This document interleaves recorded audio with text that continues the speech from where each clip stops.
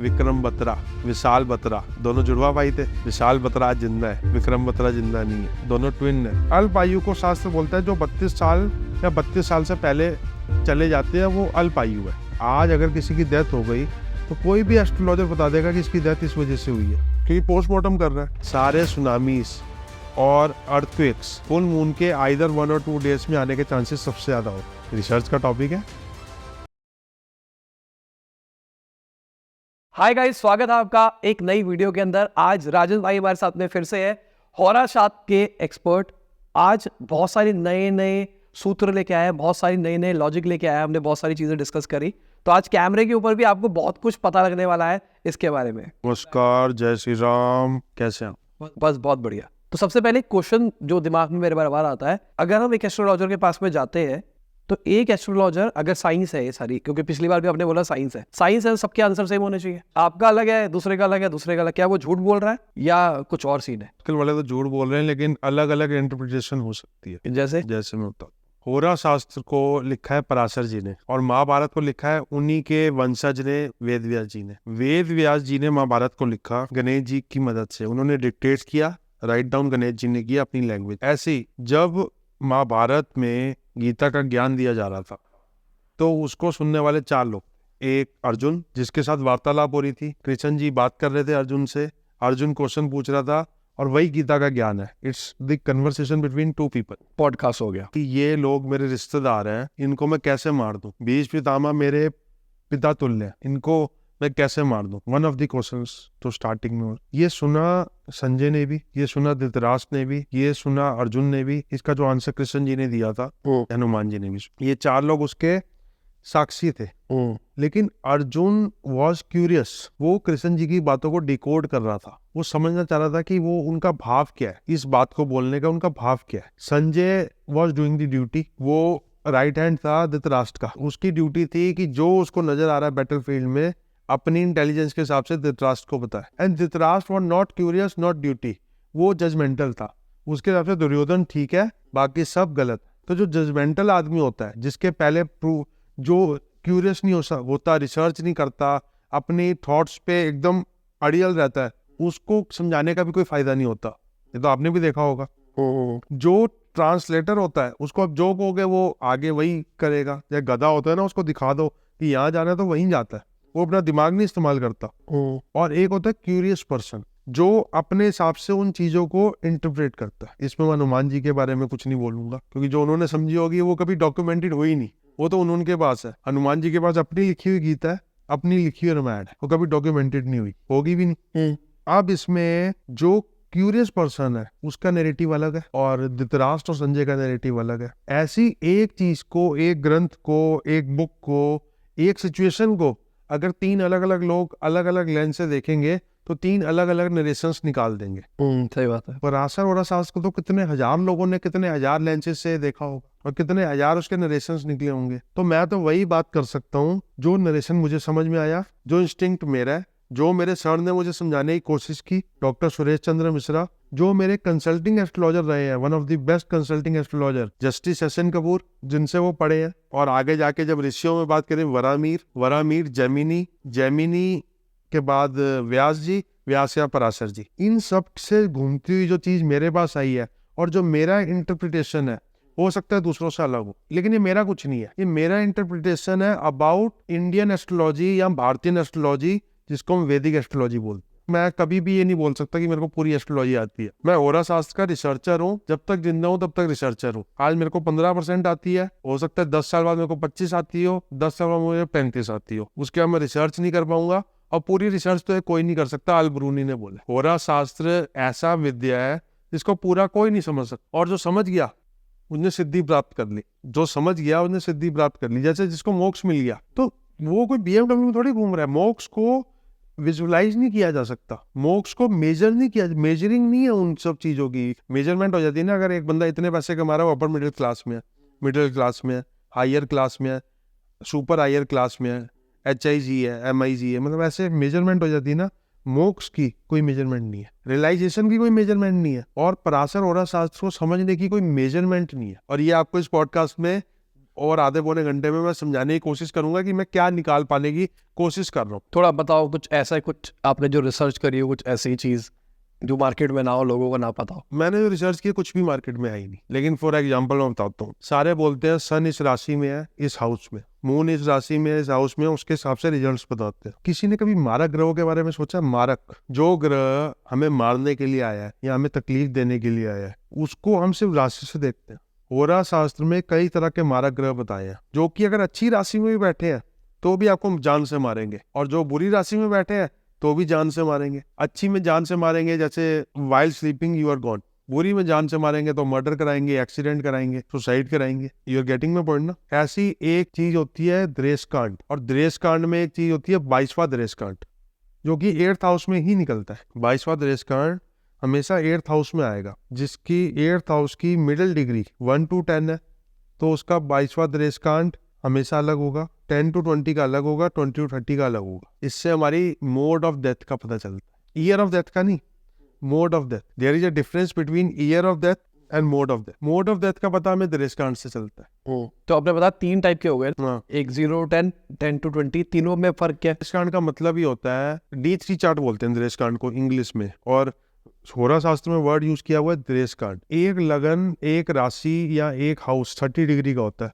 उसको divide by 3 कर दो, तो जो पहले 10 डिग्री हैं वो होंगे नारद देश कांड, नारद मुनि के ऊपर है वो। दूसरे है अगस्त्य द्रेष कांड 11 to 20 डिग्री, और तीसरे है दुर्वासा द्रेष कांड। तीनों ऋषि हैं। अगर कोई नारद द्रेष कांड में पैदा हुआ है, उसके जो इंटरनल एट्रीब्यूट्स है वो नारद मुनि की तरह हो जाएंगे। नारद मुनि पेट में कोई बात नहीं रख पाते। अगर किसी के भक्त हैं तो सच्चे भक्त हैं, स्पिरिचुअल है, कोई छल कपट नहीं है, जैसा उनको कहा जाता है वैसे ही वो करते हैं। ट्रांसलेटर्स ऑफ देवता है। अगस्त मुनि पेट में सब पचा लेते हैं, राक्षसों को भी पचा लिया था। अतापी वतापी की कहानी सुनी है? 2 राक्षस थे, अतापी वतापी, बड़ा उर्दंग मचाया हुआ था उन्होंने, बड़ा ही कलेश मचाया हुआ था। अगस्त मुनि दोनों को खा गए। खाया तो वतापी को था, तो उसकी स्टोरी आप रिसर्च करना, बड़ा मजा आएगा। और दुर्वासा ऋषि बहुत गुस्से वाले ऋषि थे, मतलब उनको किसी ने खुश कर दिया तो उसको बहुत बड़ा पुण्य हो जाता था। कुंती को अर्जुन, भीम और युधिष्ठिर जैसे पुत्र दुर्वासा ऋषि की वजह से मिले थे, क्योंकि दुर्वासा ऋषि की कुंती ने सेवा की थी और दुर्वासा ऋषि ने उसको आशीर्वाद दिया कि तुम्हें देव्य पुत्र हो। तो तीनों में डेथ का कैसे है? तीनों में डेथ का है। पराशर होरा शास्त्र में हर द्रेष कांड की, हर राशि के द्रेष कांड की मोड ऑफ डेथ का अलग अलग रीजन बताया हुआ है। कहीं कहीं 2-2, 3-3 रीजन बताए हुए हैं। अच्छा, okay. Mode of death decide करता है। ऐसे मोड ऑफ डेथ डिसाइड हुआ है।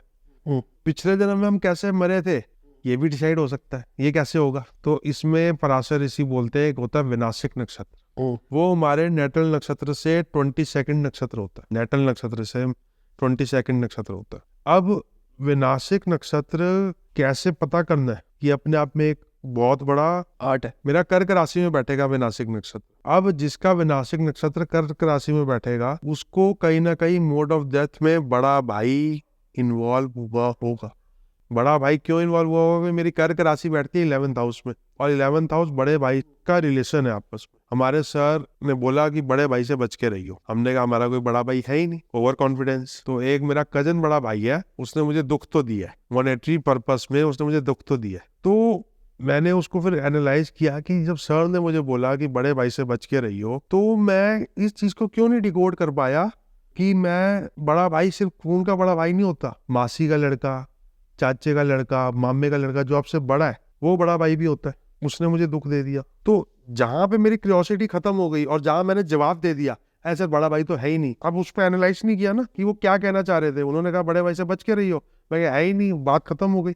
आफ्टर सेवरल ईयर्स, 2-3 साल बाद उसके मुझे ध्यान आया कि वो कहते थे, वो विनाशिक नक्षत्र से कहते थे। तो भैया अभी और भी चैलेंजेस दे सकता है बड़ा भाई। अब तो मैं थोड़ा अलर्ट हो गया ना, जो गया वो गया। हम इस थ्योरी पे काम ही नहीं करते एस्ट्रोलॉजी में कि खोया हुआ पैसा आ जाएगा, खोया हुआ प्यार आ जाएगा। हम तो गाइडेंस थ्योरी पे काम करते हैं कि कल को कोई, जैसे उन्होंने गाइडेंस के तौर पे मुझे बोला था बड़े भाई से सावधान रहना है। मैं क्या, बड़ा भाई है ही नहीं। मैं इसको एनालिसिस कर ही नहीं पाया कि बड़े भाई की उन्होंने क्या परिभाषा थोड़े ब्रॉडर लेवल पे तो नहीं बोली। Just understand what shastra is going to explain you, उसको थोड़े ब्रॉडर स्पेक्ट्रम में समझना बहुत जरूरी होता है। और जब आपके साथ आपकी लग जाती है, आपके साथ कोई नुकसान हो जाता है, तो पोस्टमार्टम करना तो बहुत इजी है, प्रेडिक्शन करना ही तो मुश्किल है, गाइडेंस देना ही तो मुश्किल है। आज अगर किसी की डेथ हो गई तो कोई भी एस्ट्रोलॉजर बता देगा कि इसकी डेथ इस वजह से हुई है, क्योंकि पोस्टमार्टम कर रहा है। नरेंद्र मोदी जी आज पीएम है, हर यूट्यूब चैनल में वो बताते हैं कि क्यों पीएम है, कौन सा राजयोग बन रहा है। ऐसे राजयोग ना हर कुंडली में होते हैं। प्रिडिक्शन और पोस्टमार्टम में बहुत फर्क है। You need to predict correctly, postmortem तो कोई भी कर देगा। तो 22वां दरेश कांड हमारी डेथ की वजह बताता है। विनाशिक नक्षत्र हमारे पिछले जन्म की डेथ की वजह बताता है। ऐसे ही हमारी कुंडलियों में होरा कुंडली होती है जिसको D2 चार्ट बोलते हैं, उससे हमें वेल्थ का पता चलता है। D3 कुंडली होती है दरेश कांड, उससे ये तो पता चलता ही है जो मैंने बताया। इसके अलावा भाई बहनों के साथ हमारे संबंध कैसे रहेंगे, और हमारे अंदर एजिटेशन कितनी रहेगी, हमारे अंदर रिस्क टेकिंग कैपेबिलिटी कितनी रहेगी, ये भी D3 से पता चलता है। D4 से हम अपने लक को फर्दर एनालाइज करते हैं। D7 से हमें बच्चों का पता चलता है, और D7 जिसको सप्तमांसा बोलते हैं, इससे स्पर्म क्वालिटी का पता चलता है। और ये मैं नहीं कह रहा, शास्त्र कह रहा है। अगर D7 चार्ट में आपका लगन लॉट, D7 चार्ट का लगन लॉट अगर अच्छा है, नो मैटर व्हाट आपकी स्पर्म की क्वालिटी अच्छी होगी। आपको IVF क्लिनिक नहीं जाना होगा। D9 चार्ट आपको आपकी अपोजिट जेंडर, वाइफ या गर्लफ्रेंड, फैमिली, इन्वायरमेंट और मोड ऑफ सक्सेस के बारे में बताता है। D10 करियर के बारे में बताता है। D12 रिलेशनशिप विद पेरेंट्स, द्वादशांसा के बारे में बताता है। D30 इंटेंशन के बारे में बताता है कि आपकी इंटेंशन कैसी है, और आपकी दुर्घटनाओं के बारे में बताता है। एक दुर्घटना होती है शादी की दुर्घटना, उसके बारे में D9 बताता है। बाकी दुर्घटना है जैसे एक्सीडेंट है, फ्रॉड है, गोली चल रहा है, हार्ट अटैक आना है, वो सब D30 की आवाज है। और इंटेंशन भी D30 से पता चलती है। इसको बोलते हैं त्रिमसामसा चार्ट। एक होता है विस्मांसा चार्ट D20, ये आपको बताता है आपकी एक्सपर्टीज किस में होंगी, आप किसकी पूजा करो, आपकी सिद्धि किस में होगी, आपकी गॉडेस कौन है। वो सारा जो D20 चार्ट है वो देवियों के ऊपर है। मैंने अपना जब D20 चार्ट निकाला था मैनुअली, तो मेरी जो देवी निकली थी वो निकली थी बगलामुखी माँ। मैं बगलामुखी माँ के पास गया अपने दोस्त के साथ, ये वहां से and I got multiple queries of astrology from next day only. D30 से इंटेंशन, और सबसे इंपॉर्टेंट चार्ट जो है षष्ठीयांशा D60 चार्ट, ये मात्र 2-2.5 मिनट में बदल जाता है। मतलब 2 घंटे के एक लगन में 120 षष्ठीयांशा चार्ट बनेंगे। अगर अलग एक ही कुंडली होगी सबकी, लेकिन उनकी 120 अलग माइक्रो कुंडलीज होंगी अगर षष्ठीयांशा चार्ट ढंग से स्टडी करना है। तो मतलब जो जुड़वा पैदा होते हैं तो वेरी ही षष्ठीयांशा चार्ट से किया जाता है। विक्रम बत्रा, विशाल बत्रा, दोनों जुड़वा भाई थे। मेरे पास किसी बड़े अच्छे सोर्स से उन दोनों की कुंडली आई थी। विशाल बत्रा आज जिंदा है, विक्रम बत्रा जिंदा नहीं है, दोनों ट्विन है। कोई न्यूमरोलॉजी, कोई अल्फाबेट्स, अब कुछ भी बोल लो, लेकिन षष्ठीयांशा का टक्कर कोई नहीं बता सकता। और विक्रम बत्रा के 22वां दरेश कांड अगर कोई पढ़ेगा तो उसको सारी चीजें क्लियर हो जाएंगी। द मोड ऑफ डेथ, मेरे पास रिसर्च है, डॉक्यूमेंटेड रिसर्च है, मैंने खुद रिसर्च की है। मैंने खुद रिसर्च की का मतलब ये नहीं है कि मेरी रिसर्च है, इसमें हमारे गुरुजी का बहुत बड़ा हाथ है। और रिसर्च पराशर जी की, उससे एक बंदे की डेथ पे रिसर्च। मेरी अपनी एक दूर की सिस्टर है, उनकी अर्ली डेथ हो गई थी ब्रेन हेमरेज की वजह से, उस पर मैंने रिसर्च किया है। 22वां दरेश कांड बिल्कुल ठीक बैठ। जब ट्विंस की बात आ जाएगी, जब एक ही दिन में अलग अलग लोगों की बात आ जाएगी, जब एक ही खानदान में 2 बच्चे एक ही चक्की का आटा खा रहे हैं, एक ही चावल खा रहे हैं, एक ही सब्जी खा रहे हैं, एक ही स्कूल में पढ़ रहे हैं, और एक ही माँ बाप से एक ही तरह के संस्कार ले रहे हैं, फिर एक कम सक्सेसफुल है और एक ज्यादा सक्सेसफुल है, ऐसा क्यों होता है? कोई तो वजह होगी, कुंडली है ना वजह। तो you can't challenge your destiny. The person who से कि वक्त में क्या रखा है, हमने तो बहुत मेहनत की है, उसका वक्त ही अच्छा हो। और मैंने कुछ भी किया हो, अगर मेरे मुंह से कभी ये निकल रहा है ना कि हमने सब किया है, तो हमसे बड़ा बेवकूफ कोई नहीं है। तो अभी एक चीज़ है जो बहुत ज़्यादा क्यूरियोसिटी है सबको, डेथ। अभी हमने रिसेंटली एक पॉडकास्ट किया था, उसके अंदर किसी गेस्ट ने बोला था कि सब नहीं जानना चाहते अपनी डेथ के बारे में, बट मैं कहता हूँ कि पता लग जाए तो ज़्यादा अच्छा है ना, तो आप बहुत कुछ प्लान कर पाओगे। तो ऐसा कुछ है क्या और शास्त्र के अंदर या कहीं पे भी, वैदिक के अंदर, पूरे के अंदर, जहाँ पे प्रिडिक्ट कर सके कि किसी की डेथ जल्दी हो जाएगी, पूरा जल्दी मर जाए, कुछ भी हो जाए? पूरी एज कैलकुलेशन है होरा शास्त्र के अंदर, पूरी एज कैलकुलेशन है। जैमिनी सिस्टम में अलग है, पराशरी सिस्टम में अलग है, लेकिन दोनों को अलग अलग भी कैलकुलेट करो तो ईयर्स ऑलमोस्ट सेम आते हैं, 2-4 साल का डिफरेंस आता है। पराशर जी ने अपने पंचांग वाले चैप्टर में, जब पंचांग वाला चैप्टर वो नरेट कर रहे थे, तो एक वर्ड यूज किया था, मरण आमसा। मरण आमसा, उसमें हर नक्षत्र की कुछ स्पेसिफिक डिग्रीज बताई थी, जिसमें अल्पायु या इंफीरियर हेल्थ है। मेरे पास नोटेड है, मुझे याद नहीं है क्योंकि इतना बड़ा है होरा शास्त्र कि आपको याद नहीं रह सकती सारी चीजें। मेष में जो मरण आमसा है वो है 26 डिग्री का, वृष में है 12 डिग्री का, मिथुन में है 13 डिग्री का, कर्क में है 25 डिग्री का, सिंह में है 24 डिग्री का, कन्या में है 11 डिग्री का, तुला में है 26 डिग्री का, वृश्चिक 14 डिग्री, धनु 13 डिग्री, मकर 25 डिग्री, कुंभ 5 डिग्री और मीन 12 डिग्री। ये जो मरण आमसा है मून से कैलकुलेट करना है, मून से। इसको मृत्यु भाग्य भी बोलते हैं। कैसे कैलकुलेट करना, थोड़ा समझाओ। अगर मून इन डिग्रीज में, जिन डिग्रीज की मैंने बात की है, उन पर्टिकुलर राशिज में, तो आपकी अल्प आयु है। ये तो मतलब इसको किसी से भी कौन सा चार्ट देखना होगा, कोई खुद भी देख सकता है? D1 चार्ट, हाँ खुद भी देख सकता है। D1 चार्ट में देखना है मून किस डिग्री पे। गलती से मान लो ज्वालामुखी योग में पैदा हो गए तो आपकी अल्प आयु है। ज्वालामुखी योग बनता है जब प्रतिपदा तिथि के साथ मूल नक्षत्र में आप पैदा हो गए, दोनों का कॉम्बिनेशन बन गया। पंचमी तिथि के साथ भरणी नक्षत्र में पैदा हो गए, दोनों का कॉम्बिनेशन बन गया। कृतिका नक्षत्र के साथ अष्टमी तिथि में पैदा हो गए, दोनों का कॉम्बिनेशन बन गया। और जिस दिन जन्माष्टमी होती है ना, तो रोहिणी और अष्टमी का कॉम्बिनेशन होता है, जो जन्माष्टमी से पहले ज्यादातर वो ज्वालामुखी योग बनने के चांसेस होते हैं। नवमी तिथि में रोहिणी नक्षत्र में कोई पैदा हो गया, नवमी तिथि में, रोहिणी नक्षत्र को मैंने बहुत प्रेज किया है और सारा शास्त्र प्रेज करता है, लेकिन नवमी और रोहिणी का जो कॉम्बिनेशन है वो ज्वालामुखी योग पैदा करता है। और अश्लेषा नक्षत्र और 10वीं तिथि का जो कॉम्बिनेशन है वो ज्वालामुखी योग पैदा करता है। और ये मेल्स में ज्यादा प्रोमिनेंट है, फीमेल्स के उसमें, मेल्स में ज्यादा प्रोमिनेंट है। तो या तो इनकी अल्पायु होगी, या इनकी फैमिली लाइफ खराब होगी, या ये अपनी जिंदगी में बोलते हैं इससे अच्छा तो मैं मर ही जाता। क्योंकि शास्त्र में मारक या मृत्यु को भी 8 भागों में डाला हुआ है। एक तो नॉर्मल मृत्यु हो गई, एक कोई बड़ी चोट, बड़ी डिजीज, एक बड़ी बदनामी, ऐसे करके 8 कैटेगरीज में मृत्यु को डाला हुआ है। तो इन जो मैं वर्ड्स को बोल रहा हूँ, इनका ज्वालामुखी योग जो मैंने अभी आपको बताया, इनमें भी आदमी यही बोलता है कि इससे अच्छा तो मैं मर जाता। ऐसी सिचुएशंस खड़ी हो जाती हैं उसकी लाइफ में। इनको ज्वालामुखी का क्या मतलब हुआ? वॉल्केनिक, वॉल्केनिक ही होगा तो हिडन एंगर भी आ सकता है, कोई ना कोई हीट ऑफ द मोमेंट में गलती भी हो सकती है, बाद में पछताते हैं। शास्त्र में डॉक्यूमेंटेटेड है, मृत्यु भाग शास्त्र में डॉक्यूमेंटेटेड है। ऐसे ही यमा घंटा करके योग है, वो भी डॉक्यूमेंटेड है, लेकिन कोई नहीं जानता। संडे और मघा नक्षत्र, मंडे और विशाखा नक्षत्र, ट्यूसडे और आद्रा नक्षत्र, वेंसडे और मूल नक्षत्र, थर्सडे और कृतिका नक्षत्र, फ्राइडे और रोहिणी नक्षत्र, और सैटरडे और हस्त नक्षत्र, इनको यमगंड योग बोलते हैं। इसमें भी आपकी जो डेस्टिनी होती है बहुत इंफीरियर हो जाती है। तो ये भी बंदा कोई खुद देख सकता है ना? अब देख, तो मैंने पूरा बताया ना, पूरी लिस्ट दी है आपको। तो अपना बस नक्षत्र देखना है आपको और टेर। अगर ये दोनों का कॉम्बिनेशन आ गया तो ठाकुर तो गयो। ऐसे ही बुरे बर्थ्स में एक होता है ग्रहण पर्व में जो पैदा होता है, जब ग्रहण चल रहा होता है वहां पे जो पैदा होता है वो ग्रहण के टाइमिंग में, उसके लिए बुरा होता है, it's not good. Junction point, अमावस्या का पॉइंट, पूर्णिमा का पॉइंट, संक्रांति का पॉइंट और अष्टमी का पॉइंट, इनमें जो एग्जैक्ट पॉइंट्स में पैदा होते हैं, जितने भी जंक्शन है ये, इसमें नेगेटिव इफेक्ट आता है और दुरितांशा होता है। ये भी अलग अलग राशियों में अलग अलग डिग्रीज के हिसाब से होता है। मैं आपको मेष राशि का बता देता हूँ। मेष राशि में जो दुरितांशा पॉइंट है वो 0 डिग्री से 3.20 डिग्री तक है पहले नवमांश में।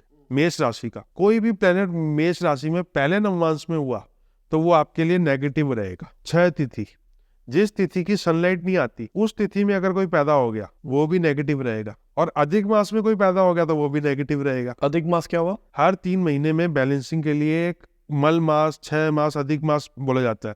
जैसे अभी 2023 में 2 बार श्रवण महीना आया था, सावन 2 बार आया था, तो एक सावन अधिक मास वाला था और एक ओरिजिनल सावन था। जो अधिक मास वाले सावन में पैदा हुए होंगे 2023 में, उनकी कुंडली भी थोड़ी सी इंफीरियर होगी। ये चीजें सॉफ्टवेयर में नहीं मिलती, ये चीजें डॉक्यूमेंट करने से, रिसर्च करने से तब आती है। ये तो मैंने नेगेटिव बता दिया। इसमें अल्पायु बता दी। अल्पायु को शास्त्र बोलता है जो 32 साल या 32 साल से पहले चले जाते हैं वो अल्पायु है। 32 से लेकर 60 साल तक मध्य आयु है, और 60 से ऊपर ऊपरी मध्य आयु है, और 90 के ऊपर दीर्घ आयु है। तो जो अल्पायु वाले लोग हैं उनको हम देखो, मृत्यु तो किसी की भी नहीं रोकी जा सकती। जिन्होंने ये सारा डॉक्यूमेंटेटेड टेस्ट लिखा, जैमिनी ऋषि, उनकी भी मृत्यु हो गई थी, जल्दी हो गई थी। वो अल्पायु श्रेणी में थे, उनकी जल्दी मृत्यु हुई थी। तो अल्पायु थे या मध्य आयु थे ये तो मुझे नहीं पता, लेकिन जल्दी मृत्यु हुई थी उनकी। लेकिन इतना तो कहा जा सकता है कि जिसकी अल्पायु है वो अपनी चीजों को प्लान कर ले, इंश्योरेंस करा ले, अपनी फैमिली के लिए थोड़ा सा मैनेज करके चले चीजें, कोई बड़ा पंगा ना ले, कोई बड़ा रिस्क ना ले, अपनी मेडिकल चीजों को बड़े ध्यान से रखे। तब जाके क्या पता मां मृत्युंजय का जप करे, गायत्री मंत्र का जप करे, क्या पता कुछ एक्सटेंशन मिले। ऐसा मतलब मेरे दिमाग में चल रहा था कि उसने 32 टाप दी तो फिर अब मुझे नहीं, ऐसा नहीं। अल्पायु को ये हम 32 मान रहे हैं, वर्ड अल्पायु यूज हुआ है, उन्होंने कोई एज नहीं दिया, वर्ड अल्पायु यूज किया है। धीरू भाई Ambani was one of the most luckiest person in this world. इतना बड़ा एम्पायर खड़ा किया, लेकिन मध्य आयु में ही चले गए ना 50s में। तो एक राजयोग ये भी है ना कि आप 100 साल तक जियो, 90 साल तक जियो। हमारे दादाजी ने AI तक देखा, और उस जमाने में वो पैदा हुए थे जब घरों के ऊपर छत नहीं होती थी। घरों के ऊपर छत नहीं होती थी, उन्होंने ऑटोमेटिक ट्रांसमिशन देखा है। वो उस जमाने में पैदा होते हुए थे जब लोगों के पास साइकिल नहीं होती थी। तो ये भी तो एक राजयोग है ना। सही बात है। और अगर बीमार ना हो बंदा तो और बढ़िया है। बीमार है कोई तो वो बेकारी है, नेगेटिव ही है, कुछ भी है। मृत्यु को 8 भागों में डाला गया है। एक मृत्यु तो खत्म, और एक भाग है उसका बड़ी बदनामी, एक भाग है कि बड़ी बीमारी, एक भाग है पागलपन, फोबिया। ऐसी मृत्यु को कई तरह के उसमें डाला हुआ। एक है बंधन योग, कोई जेल में है, वो भी तो बंधन योग को डाला हुआ। मृत्यु को अलग अलग भागों में शास्त्र ने डाला हुआ है, मैंने नहीं डाला हुआ। कौन सी मृत्यु मिलेगी उसको ये कंफर्म नहीं किया जा सकता। लेकिन ये जो मैंने योग बताया है, ज्वालामुखी योग, यमगंड योग, और जो डिग्रीज बताई हैं, और जो दुरितांशा में ये पीरियड होता है, इस पीरियड में नेगेटिव इफेक्ट्स आने के चांसेस बहुत ज्यादा होते हैं। नेगेटिव हो गया, कुछ पॉजिटिव भी बात करते हैं। ऐसे बहुत सारे लोग हैं इस दुनिया में जिन्होंने कुछ नेगेटिव किया, आज तक पकड़े नहीं गए। जिन्होंने टैक्स चोरियां की हैं, जो पहले बाहुबली रहे हैं आज नेता है। इसका वाइस वर्सा भी है, जो पहले नेता रहे हैं आज बाहुबली हैं, जो पहले बाहुबली रहे हैं और नेता है। कई बड़े बड़े गैंगस्टर और पॉलिटिशियन है जो सोचते थे हम कभी मर भी नहीं सकते, हमें कोई मार भी नहीं सकता, आज वो है ही नहीं। और कई नेता है जो बहुत रिलीजियस थे, बहुत स्पिरिचुअल थे, धीरे धीरे उठते रहे और आज वो बहुत बड़ी होल्ड करते हैं पॉलिटिक्स में। ये सब कहाँ से आ रहा है? ये सब कुंडली से ही आ रहा है। जब आपके कारक ग्रह होते हैं, 3 कारक ग्रह हर कुंडली में होते हैं, वो अपनी ताकत के हिसाब से रिजल्ट देते हैं। एक होता है आपका लगन लॉर्ड, जो लगन में आपकी राशि होती है उसका लॉर्ड होता है, वो कारक ग्रह होता है। एक 5th हाउस का लॉर्ड, पंचम का लॉर्ड, और एक 9th हाउस का लॉर्ड, ये त्रिकोण बनाते हैं। इनको कारक ग्रह बोलते हैं। कारक ग्रहों की महादशा अंतरदशा आ रही है आपकी। और एक होता है लगन नक्षत्र लॉर्ड, इसको लोग नहीं जानते। ये कारक ग्रहों में सबसे बड़ा कारक होता है। जब हम जिस डिग्री में पैदा हुए हैं उस समय कोई ना कोई राशि चल रही है, लेकिन राशि के अंदर कोई ना कोई नक्षत्र भी तो चल रहा है। राशि 30 डिग्री की है लेकिन नक्षत्र 13 डिग्री का है, और नक्षत्र का जो लॉर्ड है वो भी हमारा बहुत बड़ा कारक ग्रह होता है। और एक होता है कारक कामसा, ये जेमिनी का वर्ड है, जो हाईएस्ट डिग्री हमारी कुंडली में होल्ड करता है प्लेनेट, कारक कामसा बोलते हैं उसको। और इसमें एक वीकडे लॉर्ड, हमारा वीकडे लॉर्ड, जब जैसे मैं सैटरडे को पैदा हुआ ऐसे ही वीकडे लॉर्ड। अगर ये हमारे 5 ग्रह अच्छे हैं और इनकी अच्छाई कितनी है, अच्छाई भी तो कई तरह से वेरी करती है ना, तो उस अच्छाई के हिसाब से हमें राजयोग मिलते हैं। मैं आज तक ये सोचता था कि मेरे को जुपिटर गुरु ने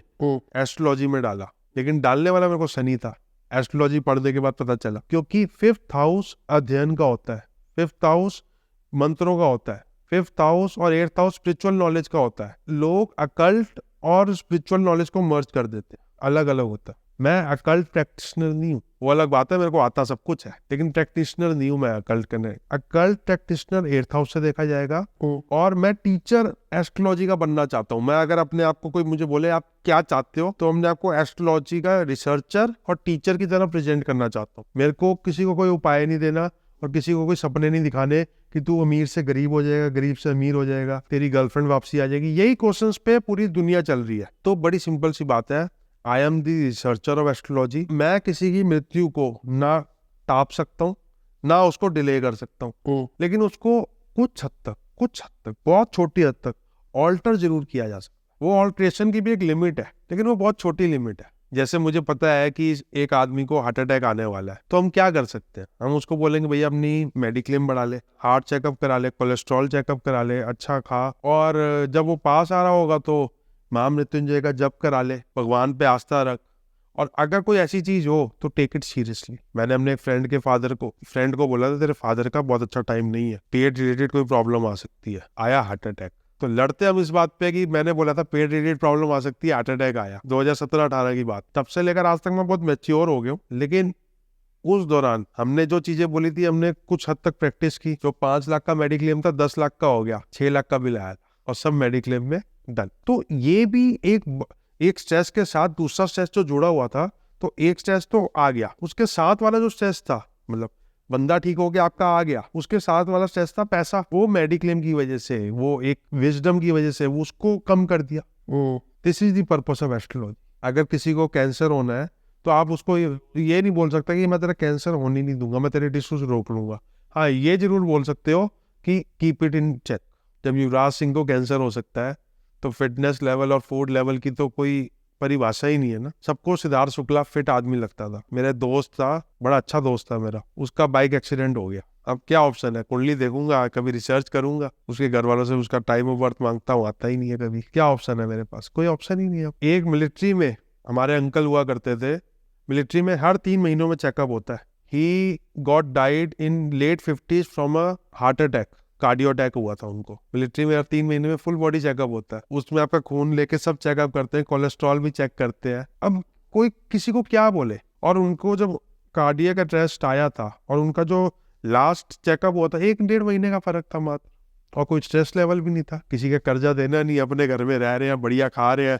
वो ब्रिगेडियर लेवल के थे तो नीचे बंदे हैं, मैरिड लाइफ अच्छी है, वाइफ अच्छी है, बच्चे अच्छा पढ़ रहे हैं, वो कुछ स्ट्रेस लेवल भी नहीं था। इसको कैसे डॉक्यूमेंट करोगे? जिसने उस इवेंट को देखा है, चाहे उनका बेटा हो, चाहे उनकी बीवी हो, चाहे उनका भाई हो, चाहे उनके भतीजे हो, चाहे उनका दोस्त हो, सब एस्ट्रोलॉजी में मानने लग गए कि there is something which is not in our control. कुछ ऐसा, कुछ अब आप कुछ प्रोडिक्शन करके दो, किसकी? कुछ भी आपको जो लगता है जो हो सकता है। 2026 वाली प्रिडिक्शन तो मेरी है ही कि 2026 में अधिक मास प्लस 4 ग्रहण है, ऑल ओवर वर्ल्ड में रिसेशन आएगा, वर्ल्ड वॉर जैसी सिचुएशन बनेगी, कोविड जैसा सिनेरियो वापसी आएगा। सिनेरियो, मैं कोविड वर्ड को सिनेरियो से वो कर रहा हूँ कि स्ट्रेस लेवल सबका फिर बढ़ जाएगा। अपने आप को मेंटल हेल्थ में परफेक्ट रखना है, फिजिकल हेल्थ में परफेक्ट रखना है, और इमोशनल हेल्थ में परफेक्ट रखना है।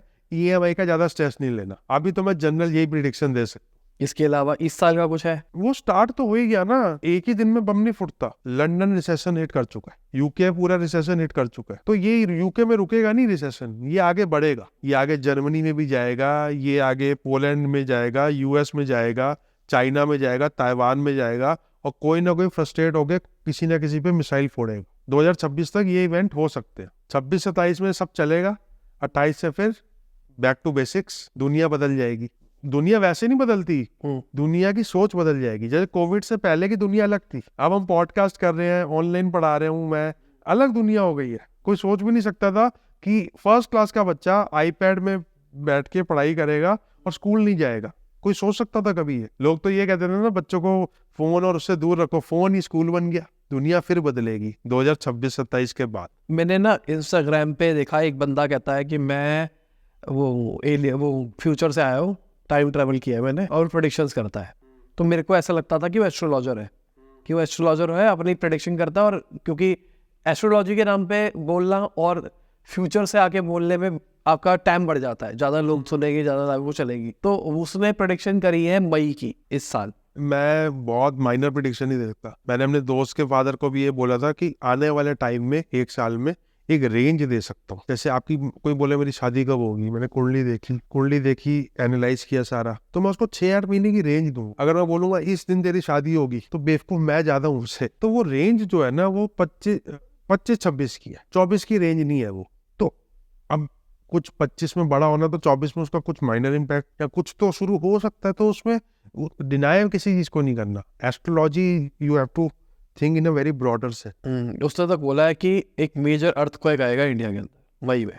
अर्थक्वेक हमेशा पूर्णिमा के पास आता है, फुल मून के पास। गूगल से डॉक्यूमेंटेशन ले लेना। सुपर मून के पास ज्यादा जल्दी आएगा, क्योंकि सुपर मून के पास अर्थ और मून की सबसे कम डिस्टेंस होगा। मून की अपनी ग्रेविटेशनल फोर्स, अर्थ की अपनी ग्रेविटेशनल फोर्स, वो मून के ऑब्जेक्ट्स को खींचती है अर्थ, और अर्थ के ऑब्जेक्ट्स को मून खींचता है। टाइड फैक्टर बनता है, तभी तो टाइड फैक्टर बनता है। और टाइड फैक्टर जब बनता है, और मतलब फुल मून में टेक्टोनिक प्लेट्स जो अर्थ के अंदर है, वो ग्रेविटेशनल फोर्स का शिकार होती है। सारे सुनामीज और अर्थक्वेक्स फुल मून के आइदर 1 और 2 डेज में आने के चांसेस सबसे ज्यादा होते हैं। रिसर्च का टॉपिक है, कुछ साइंटिफिक लग रहा है। और पूर्णिमा के आसपास ही लोग ओवर इमोशनल, ओवर सेंटिमेंटल होते हैं। जब तो मैं रिसर्च कर रहा था तो पता लगा अंग्रेज भी बोलते हैं, वो ल्यूनेटिक बोलते हैं पागल लोगों को। ल्यूनर मतलब लूनर, चांद, तो वो भी इस बात को मान रहे हैं। मेरा ये विजन ही नहीं है कि मैं किसी एक आदमी को कंसल्ट करूं। ये मेरे जॉब का पार्ट है, लेकिन मेरी जॉब के 3 पार्ट है।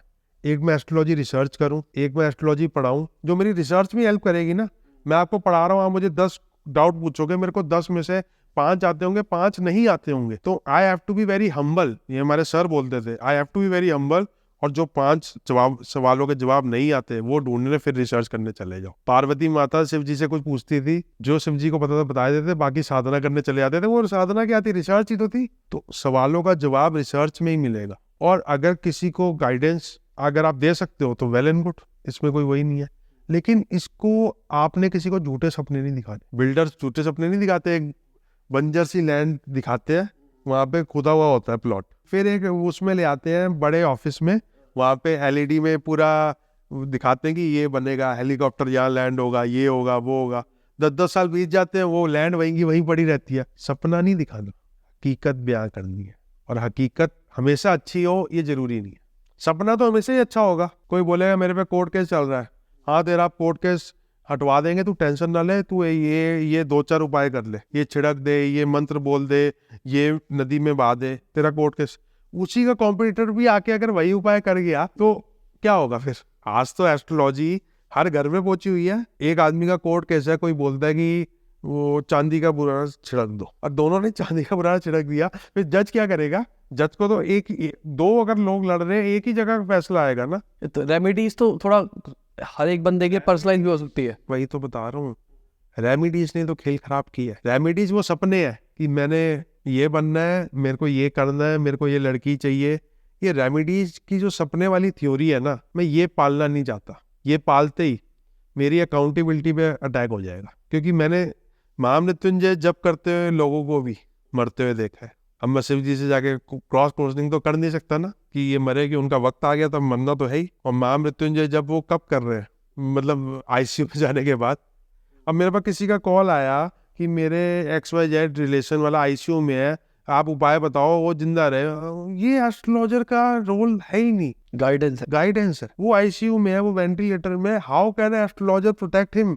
तांत्रिक कर सकता है। वही तो है ना, वो बोल रहे मैं तांत्रिक भी हूँ, मैं अभी तंत्र विद्या करता हूँ, लाओ मेरे पास पैसे 5 लाख रुपए लाओ। तो बंदा फटी में तो देगा ही, हॉस्पिटल में भी तो दे रहा है फटी में, तांत्रिक में भी मरना है। जो ज्यादा रेमेडीज करते हैं उनके ऊपर रेमेडीज का इफेक्ट आता है और नेगेटिव इफेक्ट आता है। मैं जानता हूँ, उन्होंने कुछ नहीं खाया, कुछ नहीं पिया और कैंसर के शिकार है। उन्होंने रेमेडीज किए हैं बहुतों के लिए, वो तो ठीक हो गए, लेकिन उन पे आ गया। बड़े करीबी से जानता हूँ, और मैं नहीं करूंगा कभी, मेरी हिम्मत नहीं है। मैं सिर्फ गाइड करूंगा, रेमेडीज करने में अपने में।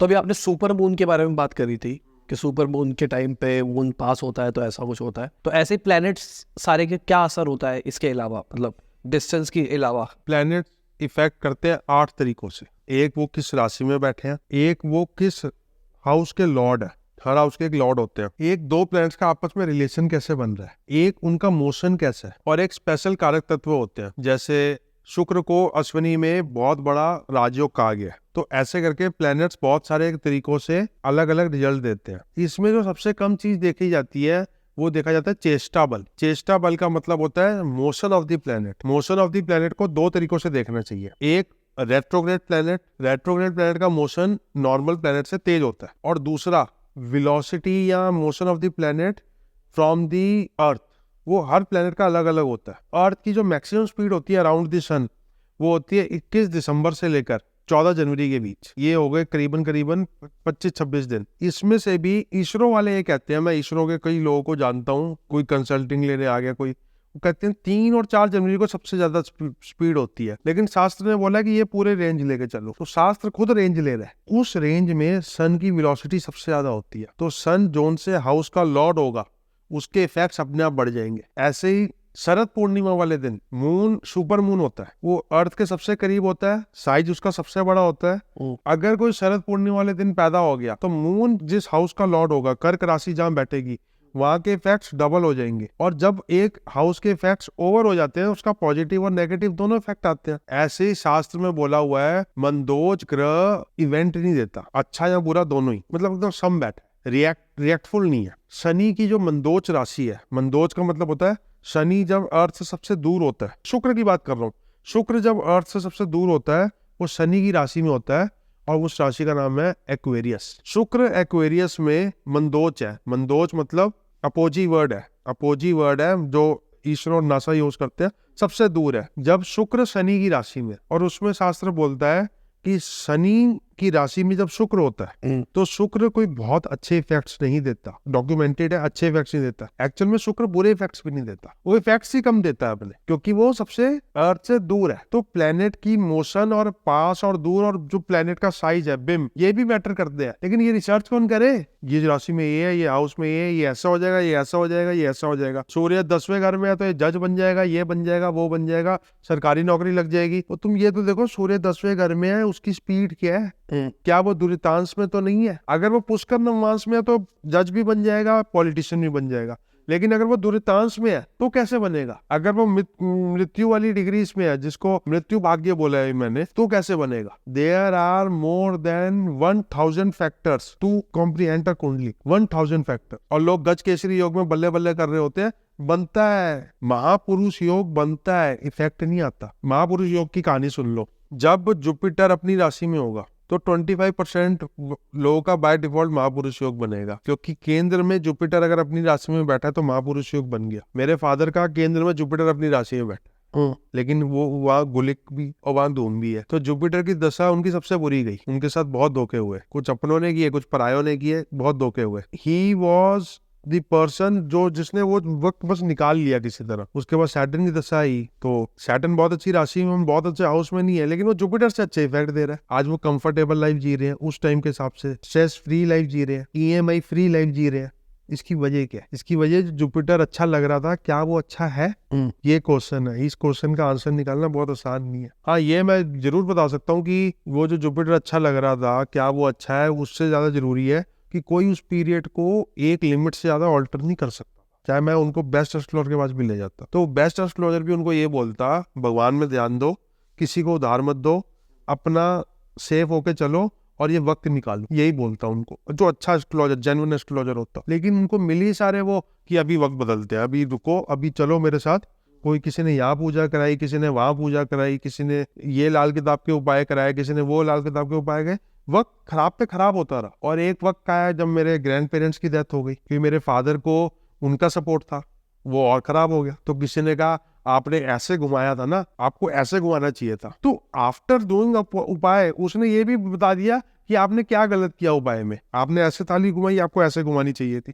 मतलब दे वर नॉट कंसर्न अबाउट, उनको अपने आप को सही प्रूफ करना था। मैं बहुत बड़े बड़े एस्ट्रोलॉजर्स की बात कर रहा हूँ। कौन सी चीज एस्ट्रोलॉजी में लेके आई है, आपको समझ आ गई ना? जो अर्जुन को थी, curiosity. I am born in Punjabi family, I am astrologer because of curiosity, जिज्ञासा। और हमारे सर ने हमें बोला था, जो जिज्ञासा की वजह से ज्योतिष बनता है ना, उसको कोई नहीं हरा सकता। सबसे अच्छा ज्योतिष बनने की कोशिश मत करियो, जेन्युइन ज्योतिष बनने की कोशिश करियो। तो वही कोशिश है। लेकिन इस कोशिश का बुरा परिणाम ये है कि कोई किसी उम्मीद के साथ आता है, उसको नो बोलना पड़ता है। कभी कभी कोई उम्मीद के साथ आता है कि मैं मिस इंडिया बनूंगी, मैं नो बोलता हूँ, उसको हर्ट होता है। कोई उम्मीद के साथ आता है मैं एक्टर बनूंगा, उसको नो बोलता हूँ, उसको हर्ट होता है। यस भी बोलता हूँ, लेकिन नो भी बोलना पड़ता है। जेन्युइनिटी में बड़ी प्रॉब्लम्स है। मैनिपुलेटिव होना बहुत आसान होता है कभी कभी, क्योंकि जब सामने वाला थोड़ा सा बंदे को रिच नजर आता है तो उसका फायदा उठाने की तो हर कोई कोशिश करता है। मेरे यहाँ पे अनंत भाई भी आ जाएंगे तो उनको वही बताऊंगा जो वो सुनना शायद ना चाहते हो, क्योंकि एस्ट्रोलॉजी का मोटिव ही वही है कि ऋतिक रोशन को ये बताना था कि शादी बड़े ध्यान से कर। मोटिव तो यही है ना, उसको ये तो नहीं बताना था ना अपनी बॉडी पे ध्यान रख, क्योंकि प्रॉब्लम कहाँ थी, कहीं और।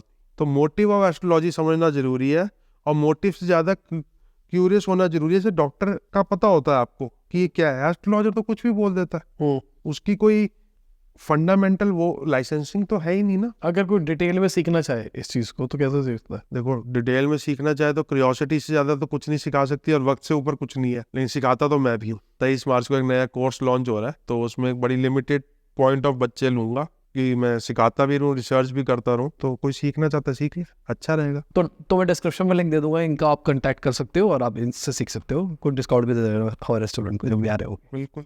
वो जिज्ञासु होंगे तो उनको डिस्काउंट की जरूरत ही नहीं पड़ेगी, वो मैं वैसे ही पहचान जाऊंगा कौन जिज्ञासु है। अगर मेरे को किसी ने पढ़ा दिया तो मैं आज उस स्टेज पे हूँ, तो I have to be very genuine. तो सबसे पहले थैंक यू, बहुत मजा आया। बहुत सारी नई चीजें हमेशा आपके साथ में, पिछली बार भी हमने किया था, कुछ नई नई चीजें सीखी थी। गुलिक ग्रह मेरे को भी तक याद है। तो ऐसे ही आज भी हमने बहुत सारी चीजों के बारे में बात करी है। Thank you once again. Thank you भाई, जय श्री राम। तो इसी के साथ आज की वीडियो खत्म होती है। उम्मीद करता हूं आपको मजा आया होगा। लाइक कर देना, शेयर कर देना, कमेंट बताना वीडियो कैसी लगी। बाय, गुड नाइट, गुड हाफिज, गुड मॉर्निंग। और जब भी आप वीडियो को देख रहे हैं, जय हिंद, वंदे मातरम।